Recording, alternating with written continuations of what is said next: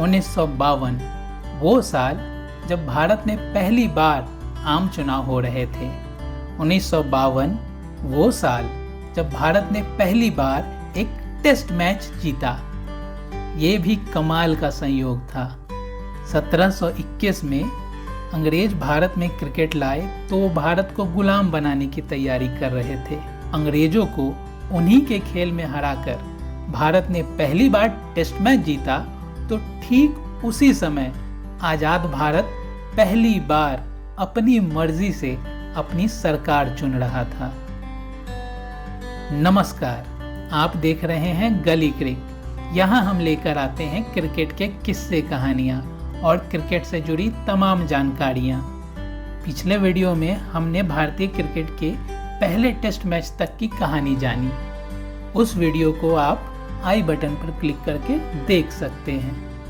आज हम भारतीय क्रिकेट की कहानी को आगे बढ़ाएंगे, तो आइए शुरू करते हैं। 1932 में पहला टेस्ट मैच खेलने के बाद 1952 तक भारत एक भी टेस्ट मैच नहीं जीत पाया।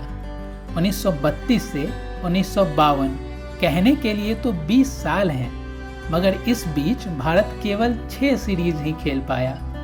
4 अंग्रेजों के खिलाफ, एक ऑस्ट्रेलिया और वेस्ट इंडीज के खिलाफ। उन दिनों क्रिकेट वैसे भी कम होता था और ऊपर से 1939 से 1945 तक चले दूसरे विश्व युद्ध के कारण दुनिया भर में स्पोर्ट्स से जुड़ी सारी गतिविधियां बंद थी।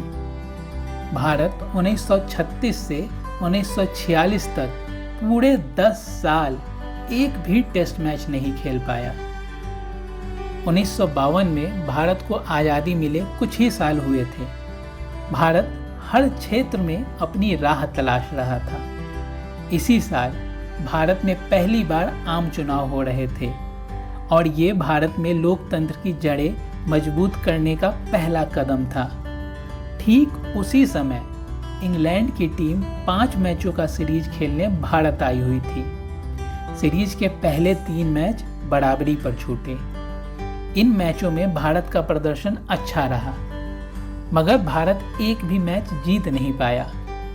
चौथे मैच में भारत की बल्लेबाजी बिखर गई और भारत वो मैच हार गया। 4 मैचों के बाद इंग्लैंड सीरीज में 1-0 से आगे हो गया था। पहले 3 मैचों में भारत के अच्छे प्रदर्शन पर पानी फिर चुका था। सीरीज बराबर करने के लिए भारत को 5वां और आखिरी टेस्ट जीतना जरूरी था। इस आखिरी टेस्ट में इंग्लैंड ने टॉस जीता और पहले बल्लेबाजी करने का फैसला किया, मगर इंग्लैंड के इस निर्णय को ऑलराउंडर वीनू मांकड़ ने गलत साबित कर दिया। वीनू मांकड़ ने पहली पारी में 8 विकेट लिए और इंग्लैंड की पारी को सस्ते में समेट दिया।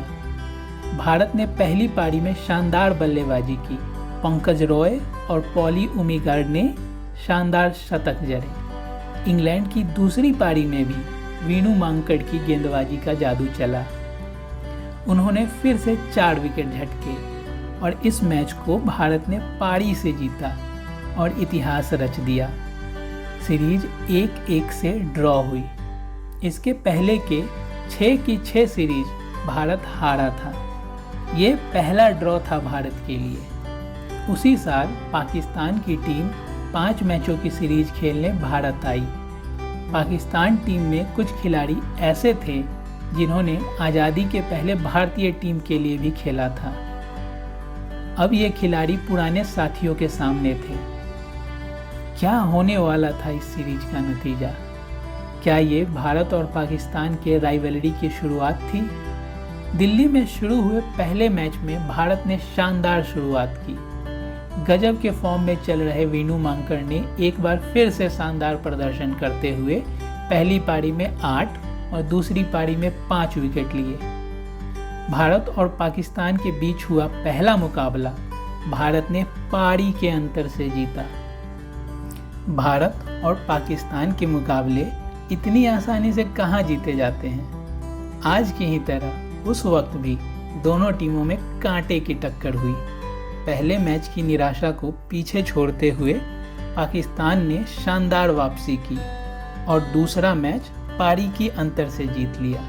पाकिस्तान के तेज गेंदबाज फजल महमूद ने शानदार गेंदबाजी करते हुए मैच की दोनों पारियों में 5-5 विकेट झटके। इस मैच में वीनू मांकड़ नहीं खेल रहे थे और इसका पूरा फायदा पाकिस्तान ने उठाया।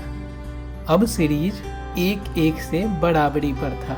सीरीज के तीसरे मैच में वीनू मांकड़ की वापसी के साथ ही भारत की जीत की भी वापसी हुई। इस मैच में भी वीनू मांकड़ का शानदार प्रदर्शन जारी रहा और उन्होंने मैच में कुल 8 विकेट झटके।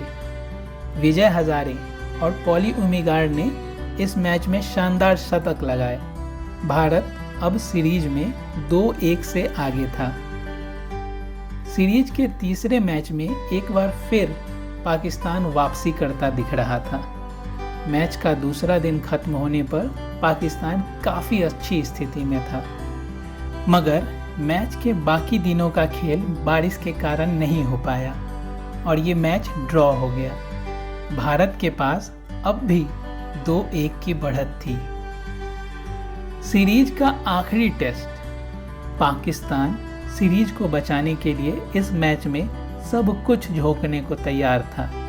पाकिस्तान मैच में एक मजबूत स्थिति की तरफ बढ़ भी रहा था। भारत 179 पे 6 विकेट खो चुका था। नंबर 8 पर बल्लेबाजी करने उतरे भारत के लिए अपना पहला मैच खेल रहे दीपक शोधन। दीपक ने वो कर दिखाया जिसकी उम्मीद शायद उनको भी नहीं रही होगी। भारत के लिए अपना पहला मैच खेल रहे दीपक ने अपनी पहली ही पारी में शानदार 110 रन बनाए। उन्होंने पुछल्ले बल्लेबाजों के साथ बैटिंग करते हुए भारत को एक नाजुक स्थिति से निकालकर मजबूत स्थिति में ला खड़ा किया। दीपक शोधन पहले ही मैच की पहली पारी में शतक लगाने वाले भारत के पहले बल्लेबाज बन गए। भारत दीपक शोधन के इस जबरदस्त बैटिंग के कारण 5वां और आखिरी मैच ड्रॉ करवाने में सफल रहा और इस तरह भारत पाकिस्तान को हराकर अपना पहला सीरीज जीता। इसके साथ ही भारत पाकिस्तान की एक शानदार राइवलरी शुरू हुई जो कि आज भी जारी है। इस जीत के बाद 1950 के दशक में भारत केवल न्यूजीलैंड से एक श्रृंखला जीत पाया। बाकी सीरीज या तो ड्रॉ रहे या भारत की उसमें हार हुई। अगली बड़ी जीत भारत को 1960 के दशक के शुरुआत में मिली जब इंग्लैंड की टीम भारत दौरे पर आई। इस सीरीज के पहले 3 मैच ड्रॉ रहे। पहले तीनों मैचों में बल्लेबाजों का दबदबा रहा। दोनों टीमों के बल्लेबाजों ने खूब रन बटोरे, मगर आखिर के 2 मैचों में भारतीय गेंदबाजों ने अपना जलवा दिखाया, खासकर सलीम दुर्रानी ने। उन्होंने आखिर के 2 मैचों में 18 विकेट झटके और सीरीज को भारत की झोली में डाल दिया। भारत ने इंग्लैंड से ये सीरीज 2-0 से जीत ली। भारत की इंग्लैंड के खिलाफ ये पहली सीरीज जीत थी। इस जीत के बाद भारत को भारत में हराना अब विदेशी टीमों के लिए उतना आसान नहीं रहा। यहाँ से भारत का भारत में प्रदर्शन निखरता चला गया। 1960 के दशक में भारत में होने वाले ज़्यादातर सीरीज या तो भारत ने जीते या ड्रॉ करवाए। 1968 में भारतीय टीम न्यूजीलैंड दौरे पर गई। इस सीरीज में 4 मैच होने थे। न्यूजीलैंड में भारत ने 3-1 से श्रृंखला जीती। ये भारत की भारतीय उपमहाद्वीप के बाहर पहली जीत थी। इस सीरीज में इरापल्ली प्रसन्ना ने बेहतरीन ऑफ स्पिन गेंदबाजी की और भारत की जीत के हीरो बने। ये भारत के मशहूर स्पिन चौकड़ी के शुरुआती सीरीज में से एक था। स्पिन चौकड़ी में इरापल्ली प्रसन्ना के अलावा बिशन सिंह बेदी, एस वेंकटराघवन और भागवत चंद्रशेखर शामिल थे। बल्लेबाज इन चारों के स्पिन जाल में उलझ कर रह जाते थे। इन चारों ने भारत को कई यादगार जीत दिलवाई। साल 1971 को ज़्यादातर भारतीय उस साल के रूप में याद करते हैं जब भारतीय सेना ने पाकिस्तानी सेना के दांत खट्टे किए थे और बांग्लादेश का निर्माण हुआ था। ये हर भारतीय के लिए गर्व का साल है। मगर इसी साल भारतीय क्रिकेट टीम ने भी कुछ ऐसे जीत दर्ज किए जो भारतीय क्रिकेट के स्वर्णिम जीतों में गिने जाते हैं। साल 1971 के शुरुआत में भारतीय टीम वेस्टइंडीज दौरे पर गई। भारत की टीम ने उस समय तक वेस्टइंडीज के खिलाफ एक भी मैच नहीं जीता था। वेस्टइंडीज के खिलाफ सारे सीरीज भारत उस समय तक हारा ही था, चाहे सीरीज भारत में हो या वेस्टइंडीज में। इस सीरीज में किसी को भारत से कोई उम्मीद नहीं थी, मगर इस दौरे पर तो कुछ खास होने वाला था। सीरीज के पहले ही मैच में भारत ने गजब का खेल दिखाया। दिलीप सरदेसाई ने शानदार बैटिंग करते हुए दोहरा शतक लगाया। स्पिन गेंदबाजों की तिकड़ी बेदी, प्रसन्ना और वेंकट राघवन ने धारदार गेंदबाजी करते हुए शक्तिशाली वेस्टइंडीज टीम को फॉलो ऑन करने को मजबूर कर दिया। वेस्टइंडीज ने दूसरी पारी में बढ़िया बल्लेबाजी करते हुए मैच ड्रॉ करा लिया। ड्रॉ के बावजूद इस मैच के बाद भारत का आत्मविश्वास बढ़ गया। दूसरे टेस्ट मैच में भारत के महानतम बल्लेबाजों में से एक सुनील गावस्कर ने अपने टेस्ट कैरियर की शुरुआत की। और क्या शुरुआत की उन्होंने। दूसरे टेस्ट मैच में वेस्टइंडीज ने टॉस जीतकर पहले बल्लेबाजी चुना, मगर एक बार फिर से भारतीय स्पिन तिकड़ी के सामने वेस्टइंडीज के बल्लेबाज ढेर हो गए। भारत ने दिलीप सरदेसाई के एक और शतक की मदद से पहली पारी के आधार पर एक बड़ी बढ़त बना ली। वेस्टइंडीज के बल्लेबाज दूसरी पारी में भी भारतीय स्पिनर्स के आगे कुछ खास नहीं कर पाए। भारत को चौथी पारी में 125 रन बनाने का लक्ष्य मिला, जिसे भारत ने 3 विकेट खोकर आसानी से पूरा कर लिया। अपना पहला मैच खेल रहे गावस्कर ने दोनों पारियों में अर्धशतक जमाए। इस जीत के साथ भारत ने एक नया इतिहास रच दिया था। भारत सीरीज में 1-0 की बढ़त ले चुका था, मगर सीरीज में अभी भी 3 मैच बाकी थे और वेस्टइंडीज की टीम सीरीज बचाने के लिए हर दांव लगाने वाली थी। मगर वेस्टइंडीज के हर दांव का जवाब गावस्कर के पास था। उनको तो इस पूरी सीरीज में आउट करना नामुमकिन सा था। 4 मैचों की 8 पारियों में उनके स्कोर थे 65, 67 not out, 116, 64 not out, 117 not out, 124 और 220।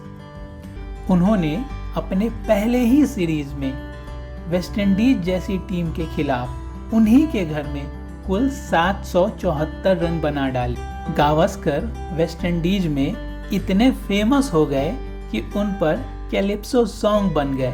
कैलिप्सो वेस्टइंडीज में एक तरह के लोकगीत हैं। भारत आखिर के तीनों मैच ड्रॉ करने में सफल रहा और सीरीज 1-0 से जीत ली। ये भारतीय क्रिकेट के लिए एक खास पड़ाव था। उसी साल अगस्त में भारत ने इंग्लैंड को भी पहली बार इंग्लैंड में हराया। क्रिकेट में इस ऊंचाई को छूने के बाद कुछ सालों तक भारतीय क्रिकेट थोड़ा नीचे आ गया। इसी बीच वनडे क्रिकेट भी शुरू हो चुका था और 1975 में क्रिकेट वर्ल्ड कप का आयोजन भी शुरू हो गया। 1975 और 1979 के वर्ल्ड कप में भारत का प्रदर्शन काफ़ी खराब था। फिर आया 1983 का वर्ल्ड कप और शायद ही कोई भारतीय हो जिसे 83 वर्ल्ड कप का रिजल्ट न मालूम हो।